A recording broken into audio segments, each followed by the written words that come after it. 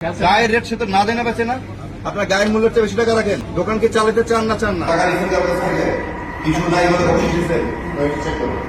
একসময় হযরত শাহজালাল আন্তর্জাতিক বিমানবন্দরে নামলেই যাত্রীদের অভিযোগের শেষ থাকতো না। বিশেষ করে প্রবাসীরা দেশে ফিরেই পড়তেন নানা ভোগান্তিতে।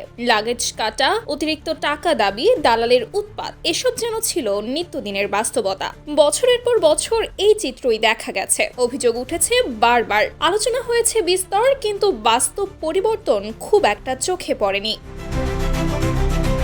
তবে সম্প্রতি সেই পরিচিত দৃশ্য বদলাতে শুরু করেছে। এই পরিবর্তনের পেছনে যার ভূমিকা সবচেয়ে বেশি আলোচিত তিনি হলেন এয়ারপোর্ট ম্যাজিস্ট্রেট নওশাদ খান। দায়িত্ব নেওয়ার পর তিনি শুধু অফিসে বসে ফাইল দেখেই থেমে থাকেননি, বরং নিজেই নেমে পড়েছেন মাঠ পর্যায়ে। একটি ছোট স্কুটারিতে করে বিমানবন্দরের ভেতরের বিভিন্ন এলাকা ঘুরে দেখছেন তিনি। কখনো ইমিগ্রেশন, কখনো লাগেজ বেল্ট, আবার কখনো পার্কিং কিংবা দোকান পাটের সামনে। যেখানেই অনিয়মের সম্ভাবনা সেখানেই তার উপস্থিতি। শুধু তদারকি নয়, যাত্রীদের সঙ্গেও সরাসরি কথা বলছেন তিনি। প্রবাসীদের কাছে জানতে চাচ্ছেন কোনো ভোগান্তির শিকার হয়েছেন কিনা। কোথাও অনিয়ম চোখে পড়লেই সঙ্গে সঙ্গে ব্যবস্থা নেওয়া হচ্ছে। এই সরাসরি নজরদারির ফলে অনেকেই এখন সতর্ক হয়ে পড়েছে। সবচেয়ে বড় পরিবর্তন এসেছে লাগেজ ব্যবস্থাপনায়। আগে লাগেজ কাটা, চুরি বা ভাঙচুরের অভিযোগ ছিল প্রায় নিয়মিত ঘটনা। অনেক সময় বোঝাও যেত না কারা এসব করছে, প্রমাণ পাওয়া তো দূরের কথা। এখন সেখানে কার্যকর নতুন নিয়ম চালু করা হয়েছে। বাংলাদেশ বিমান তাদের নিজস্ব ফ্লাইটে লাগেজ ওঠানো নামানোর দায়িত্বে থাকা কর্মীদের শরীরে ক্যামেরা সংযুক্ত করেছে। কাজ শুরুর আগে প্রত্যেককে ভালোভাবে তল্লাশি করা হচ্ছে, এরপর ক্যামেরা পরিয়ে কাজে পাঠানো হচ্ছে। লাগেজ ওঠানো থেকে নামানো পর্যন্ত পুরো প্রক্রিয়া রেকর্ড থাকছে ক্যামেরায়। ফলে আগের মতো অনিয়ম করার সুযোগ অনেকটাই কমে এসেছে।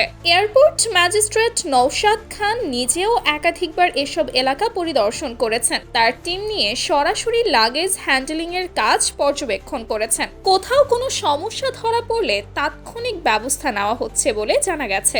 দালাল চক্রের বিরুদ্ধেও নেওয়া হয়েছে কঠোর অবস্থান। যেসব ব্যক্তি যাত্রীদের ধরে অতিরিক্ত টাকা আদায় করত তাদের বিরুদ্ধে নিয়মিত অভিযান চালানো হচ্ছে। পাশাপাশি বিমানবন্দরের ভেতরের দোকানগুলোতেও নজরদারি বাড়ানো হয়েছে। সম্প্রতি অভিযোগ প্রমাণিত হওয়ায় দুটি দোকানকে মোট 40,000 টাকা জরিমানা করা হয়েছে। এতে অন্য দোকানগুলোর মাঝেও স্পষ্ট বার্তা গেছে, অতিরিক্ত দাম নিলে ছাড় নেই। এ বিষয়ে ম্যাজিস্ট্রেট নওশাদ খান স্পষ্ট করে জানিয়েছেন, যাত্রী হয়রানির প্রশ্নে কোনো আপোষ করা হবে না। লাগেজ কাটা, টাকা দাবি বা দালালের ঝামেলায় পড়লে যাত্রীদের যেন সঙ্গে সঙ্গে অভিযোগ জানানোর আহ্বান জানানো হয়েছে। সেই জন্য সরাসরি যোগাযোগের ব্যবস্থাও রাখা হয়েছে।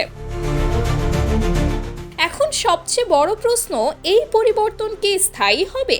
যাত্রী ও প্রবাসীদের প্রত্যাশা একটাই, এই উদ্যোগ যেন সাময়িক না হয়। নিয়মিত নজরদারি আর কঠোর ব্যবস্থা যেন অব্যাহত থাকে, সেটাই সবার চাওয়া।